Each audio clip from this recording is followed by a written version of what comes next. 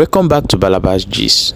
My people, no be small thing, as e be right now, they say that Ikenga Uruagu. They say the guy don't come outside though. Go explain. He said the person where they see for that video, we buy those 3 boys. He said they carry in their akala, go they collect something from people. He said the person where they go do that thing, he said the person where do that thing. Yes, we do that thing. He said na gentle.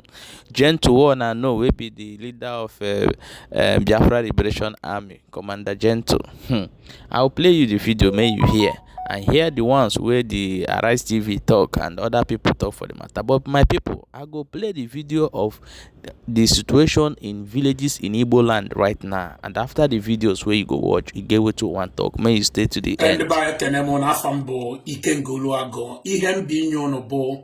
The story behind the mother town wa Gentle Babu.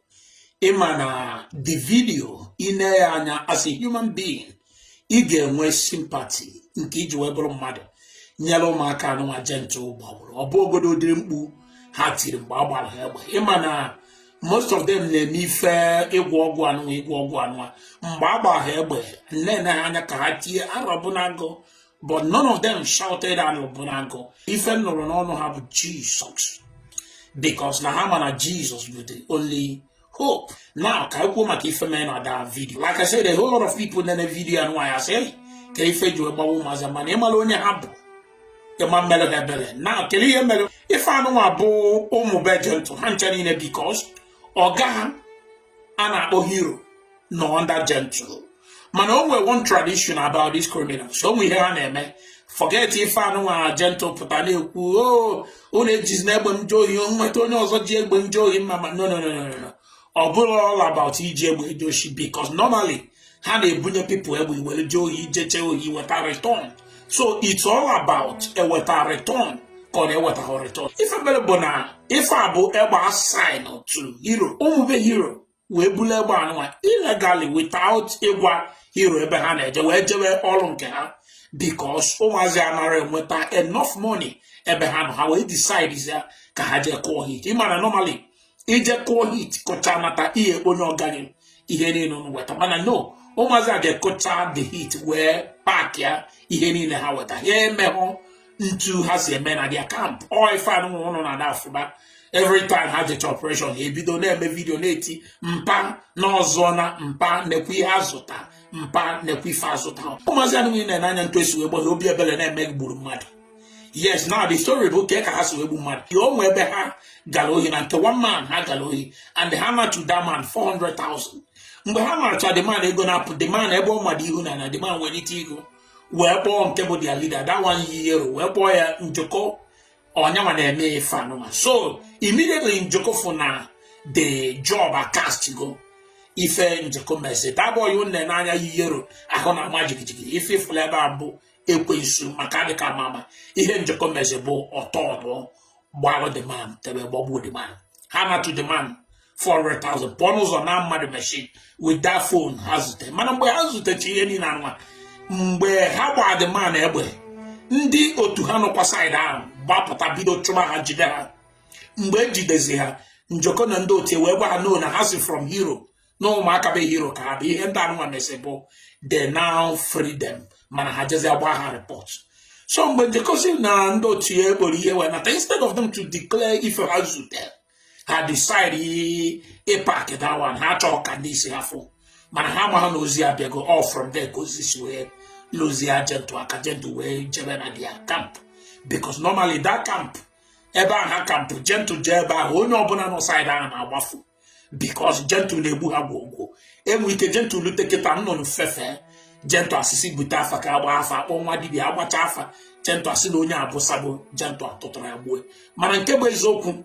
The gentle nebu no bon for yabu a threat to him. Obrono nebu no we hear him, Obono nebu nebo sabo, Obono nebu ne tare Joshua Zil, Mobini Joshin Kedi. Because ever he Joshin is a crime. Man, he Joshin is not a crime. Now, when I want but I park in the Equa Egosi, Gentle where the place. Or now about what happened, Gentle Popataza Juba. It was in one Ajo Eban Hajan, or body at this thing, as in Bojoa, Kerogaman Hajeba, Koyago. Before you know it, tem, gentle bawru hatre wasa. So here choke malabo. Don't feel sorry for them. Don't feel sorry. I was not say no. If he for that devil, it's like he used the devil, devil. So he here and I pray if we continue among them because open you on this yunan gebu. Na your bro no we email. Obro ni jero shi hazili uje. Obro kwa no nwere ifoji me ife fa na emebo anytime ha fota as a threat. He gbuogi so ekwe na ka ha gbuogi kama ha ga-egbugi eto na ogbu ha. Onu bu ndi na-esogharị njem makeup na kwa ọbụrụgo brigadier general otu ụbọchị kịta n'ọtọ ọnụ egbe gbuo gị ị ga-anọ na-eme ka o gbuo gị bifo igbuo ya ịbụrụ onye mụ ihe and ọ bụ na ị chọrọ isi na that camp pụta ịtụtara egbe gbuo onye bụ onye isi unu from igbu onye isi unu and you will get your liberation isi ebe a mpụta ịgbadelu government will welcome you and reintegrate you to the society so ibe gị because ama na most of you abụrụ na ị chọọ iso ha but simply because they were a choice, all that you do is on a camp. So, upon nature, you know, there, man, have forced to stay there. If you get able, it do only soon and the makeup for now. Upon also call no mamma, why when they teach you, why when they teach you, oh, you will regret yourself. A wapata, but then get the police. When the police have they will welcome you and they will cry for you. So, continue nebuno one and udo gather on in and then they will cut over. Lekwa na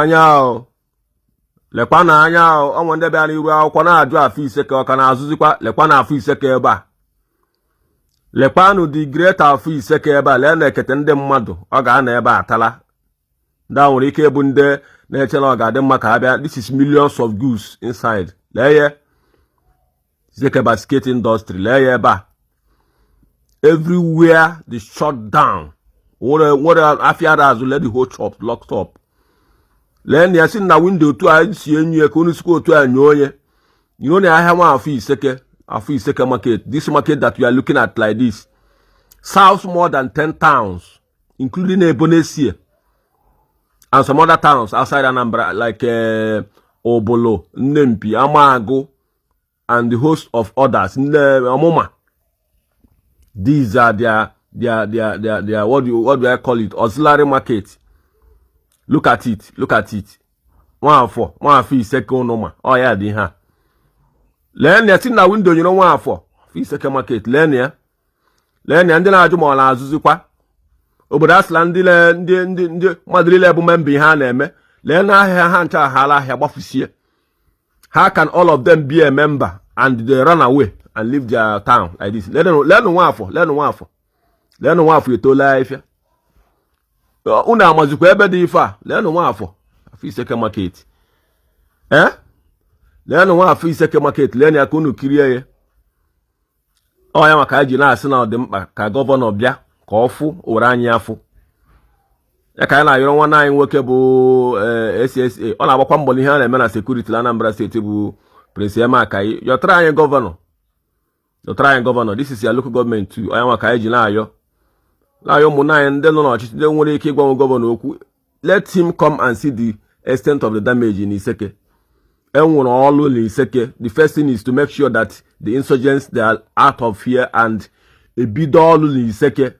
Aka government ga-adịrịrị ya.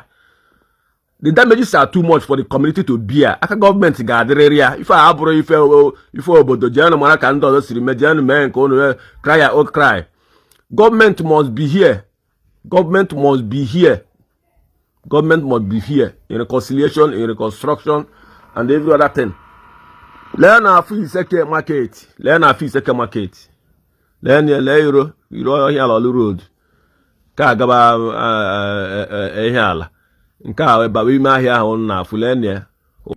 Yoruba halenia. Igwe Emosakwe road. Aka wola. Wamba fa yoka ajiri bia. Ọlụ atụ egwu nke izizi lekwa ebe ọlụ kposara Iseke lekwa ọlụ afọ onye na-edu lekwa ọlụ ị ga-afụ na Iseke dagharị afọ onye isi anyị na-eche gị biko just join us on this social media war. Let us show the whole world how Iseke looks like. Maybe it will attract government to come to our aid because as it stands help is not forthcoming. The required help that we need to restore the town. Look at this road we are looking at. This is Ihiala Olu Road, the popular Ihiala Olu Road that will take you to Angara, takes you to Umuahia, takes you to where again? Akwa Ibom, takes you to Cross River. Look at it. Look at it. Just look at it. No single soul. This video is made around what is time now? This is past 2 p.m.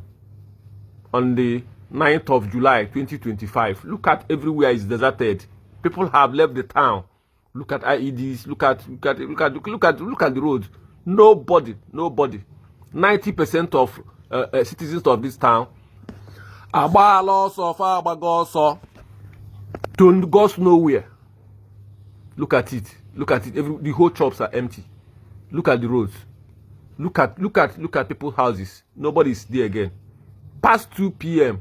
No single soul. Ever busy road. Look at hotels. Shut down. Look at hotels.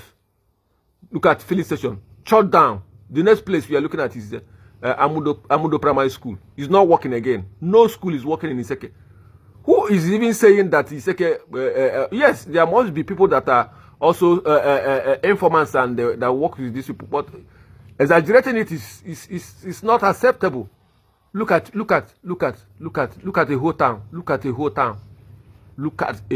Iseke ancient kingdom. Look at the Iseke ancient kingdom. Join us in this social media war. Share this video. Share it. Let us see whose town that is better off or what. This is one of our transformers, completely vandalized.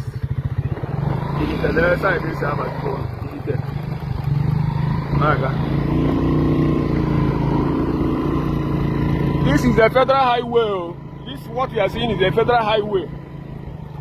This road can take you to Olo, to Angara, to Umuahia, and to Akwa Ibom, to Cross River. Federal highway, no single soul is here. That is the situation. When somebody is telling you that the sponsors are in this town, you cannot see by yourself. I mean, it's okay. To make this video so that I will clarify whatever thing that anybody is saying. No single soul. Look at it, the whole shops.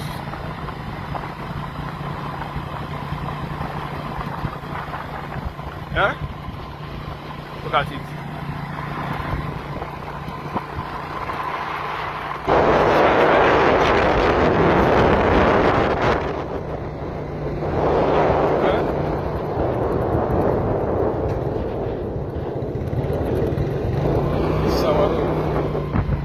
Of our road.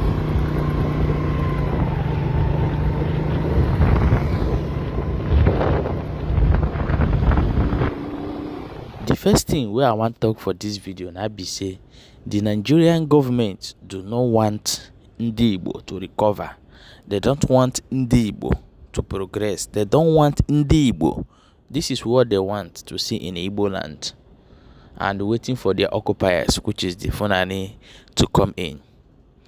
But the question I want to ask our brother, is it actually this kind of a situation we want in our land? If you are with gun and you say you are fighting for Biafra, your duty is to make sure that your village progress. Make sure that invaders did not come to your village. But staying in nearby bush where your enemy passed to fight you and destroy and scare everybody in the village, and you are not worried. Everywhere bush have taken over our place, and you people are comfortable seeing the situation like that. Truly, you are a betrayer of your people, not a freedom fighter for your people. If you are truly freedom fighter for your people, restore the people in their homes and make sure that the bushes that are taking over your community is being cleaned. That is when people will start believing you people. But as long as you are there and people run away from their home, kidnappers are taking over the street, who are you protecting and what are you protecting? I beg, may una contribute for this matter. Share this video. Don't forget say see there for Balabaji. I should watch. Make sure say you share the video so that other people go get the information and know how it they happen.